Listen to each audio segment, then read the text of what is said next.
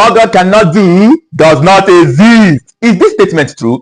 By the end of the video, I will tell you if this statement is actually true or false. Before then, my main concern is that the same set of believers who are using this phrase are the same set of believers who are arguing the eternal nature of salvation. They're the same people arguing that it lies on the believer to keep what God has given to them in salvation. We have to work out our salvation with fear and trembling. But what they forget to do is to read the next verse, which tells us that it is the work of the Spirit both to do and to will. The same person singing, it shall be permanent. What the Lord has done for me, it shall be permanent. Is the same person arguing fiercely that the redemptive work of Christ in the believer is temporal and that salvation can be lost. So you can't lose your job, your business, your career, your wife, your children, your house, your family, right? Every single day of your life, you trust God to keep your family, to keep your job, to keep every single thing that you have. But the single most important thing that matters to God, the salvation of the souls of men, you don't trust Him to keep. Can you see how selfish you are? The same person saying that whatever God does is forever while referring to miracles, forget that salvation itself is a miracle. Now, to your greatest shock, all of the miracles we have received here on earth can be lost except salvation. You can buy a house today and tomorrow the house is gone. You can buy a car today, in the next 10 years the car will break down. That car is gone. I can even lay hands on you and you get healed of a headache by the power of God.